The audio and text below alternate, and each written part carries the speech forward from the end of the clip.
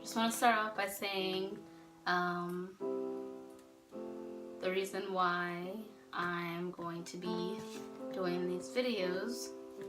So maybe about like a couple weeks ago, I was sitting and I was talking with my mom, and I was like, you know what?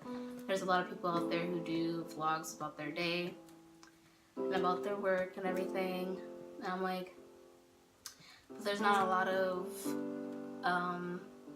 people my age who are doing videos about what they're going through health-wise. And I was like, you know what? I know there's a lot of other people out there in the world who goes through things like that too. And if you don't know me personally, then you don't know that I've been sick since 2014. So I just kind of wanted to do this so that people out there would hear my journey and how I'm coping with everything mentally, physically, emotionally, spiritually, and so I could be in not really an inspiration, but to show other young adults that they're not the only ones out there who's struggling with an illness. So I'm gonna start off by telling my story. I started kind of feeling sick my senior year, spring break time. I went to go visit my friend Saida in California, and the whole time I was there, I just was feeling like crap, and I couldn't get out of bed, and my stomach was bloated. Like, oh, I probably have like a flu or something, because I came down with bronchitis, so I was coughing a lot, and I was like, oh, maybe it's just a symptom of that. I'll skip to prom time, which is probably about like May, and put my prom dress on, and I realized that it was like too big. Probably lost about like 10 pounds at the time, so all my pants were big on me, but I still really didn't think anything of it. I went to my pediatrician, and she was like, oh, you're just constipated, and I was like, oh, okay, I'm just constipated, which is why she thought my stomach was being extended. Let's move forward to my last day at school. I was in chorus class, and I knew I was not feeling good at all. So I called my sister to come pick me up from school. I get home, and I just started vomiting, just non-stop vomiting. Couldn't keep anything down, no water, no food. And so she got me some juice, and she's like, drink this. And then I vomited again, and it kind of looked like there was blood in it. So she told my mom, she's like, Mom, she vomited blood. She needs to go to the ER or to her pediatrician, whatever. She just needs to go to the doctor. So my mom's like, okay. She called my pediatrician. I went there really quick. She was like, since the last time you were here, you lost 15 pounds. I was like, wow, that's crazy. Then she started feeling around in my stomach and everything, and she started freaking out. She's like, oh, I don't think you're constipated. I think there's something in your stomach. And so she wrote a script, and she was like, go to the ER and give them this slip. It's gonna tell them that you need to be scanned ASAP. So we went. Long story short, I got admitted into Arnold Palmer Hospital that night because they found tumors in my stomach. The next day, I ended up having surgery. So they ended up finding, at first they thought it was ovarian cancer, and now we know it's germ cell tumors, which imitate ovarian cancer. I went through 2 more surgeries after that. First surgery I had was it was an exploratory, which means that they were searching to see what was in there, and they were sampling it to see if the tumors were benign or malignant. And the second surgery, it was a debulking. The debulking, it just, they took everything out.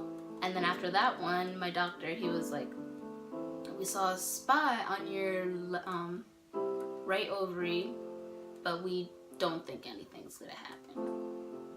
We just think something to look out for. It's just a spot. We're like, okay, it's just a spot. I was fine. I was in remission. I went back for a checkup. They took my blood and they found the markers in my blood that says that you have tumors again, or they're growing again. And I kind of could tell because my stomach was getting distended again.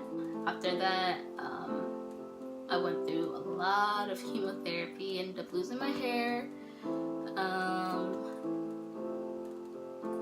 That was crazy. After that, they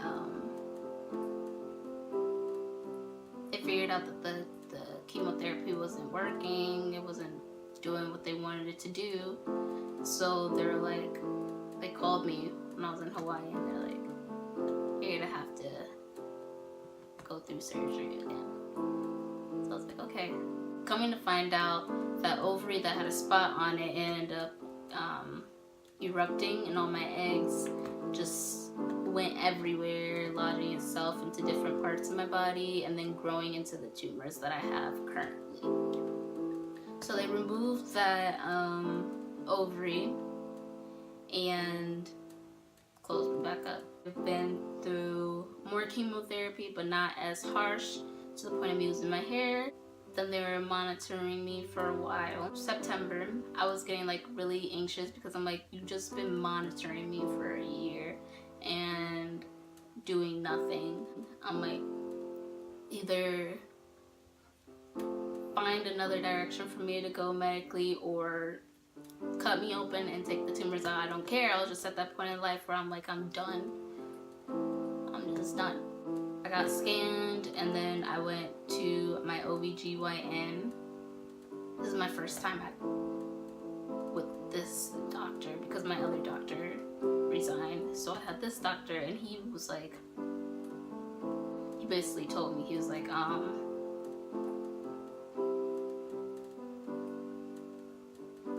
we can't do surgery, because if we do surgery, you probably wouldn't survive 30 days past it, because the tumors are just that complicated and that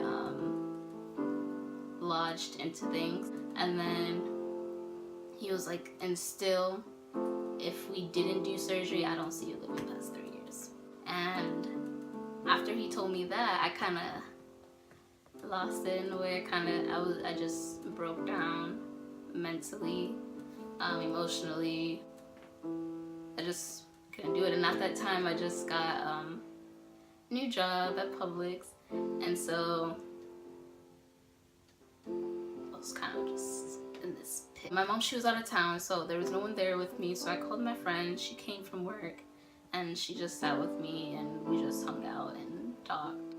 I kind of pushed that aside, and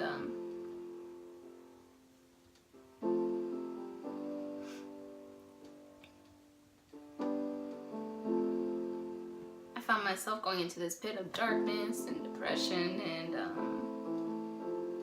not wanting to talk or hang out with any of my friends and everything. And I just got to the point when I was just like, I had my new job, and I've been wanting this job for years, but I had this job, and I was just like, it was just a reminder of my doctor saying, you're not gonna live past 3 years. And so I went to my mom, and I'm like, Mom, I just don't want to be at a job where I have to deal with other people's problems, and I see their problems as something small compared to what I'm going through, and I don't want to just have to listen to people complain about the smallest little things. Oh, I tripped and I hurt my knee, and it was just a reminder of what my doctor said. And every time I went there, I was just like, just this darkness would come over me. And if you know me, you know I'm a very happy person. And so when I was at work, I just didn't feel like myself. Like, Mom, I need to do something because I can't work there anymore. I went to the manager who hired me, and I was like, I'm sorry. I just can't work here at the moment. I have to figure out myself emotionally, because I found myself crying over the littlest things. And I I just knew that wasn't me. So I wasn't working for like a month. I was like, you know what? I hate just sitting here doing nothing, even worse than working. And so one of my previous jobs, my manager, she told me if I ever wanted to come back that she would accept me. And so I went to her and I was like, can I come back, but I can't work as much. I just need something that's steady in my life. She's like, yeah, of course, you know, we're always here for you. And that's why I like the job that I'm at right now, because there's such a close-knit group of people. Even if something is happening, they still care. Unlike the other job that I had, it was such a big corporation, to the point that you just got lost in numbers. And I know that's what happens in like the real world, but like that's not what I needed at the time. I started working at my old job again. I'm currently working there still. Back to medically. I ended up, my OBGYN, who told me I had a death sentence. He basically was like, can't do nothing for you anymore. He gave me a number to this guy who does clinical trial. I had a biopsy about like 3 weeks ago for that, to see if I could get into this clinical trial. So that's where I'm at medically, and hopefully I can get into that. I have very high hopes for that, and can't wait to see what God has in store for me, because I know that what I'm going through is a test for me, so I could be a testimony to everybody else. That's how I look at it. This is my story, and this is just the beginning of the videos that I want to make. And like I said again, I just want to make this so that there's people out there who know that there's someone else going through something like this. Because at the time, I was like, I still don't have anybody else who's going through something like this. My friends and family are like, oh, I'm here for you. But I know that's true, but at the same time, you can't be here for me at the place that I need, as in like knowing what I've been through, like firsthand. So if there's anyone out there who's going through anything, physically, emotionally, anything, I'm here. That's why I'm making this, so people know that there's someone here. Just keep a lookout for more videos so you can see my journey and what happens for me next, because I'm excited. Thank you for watching, and may God bless you all. Okay.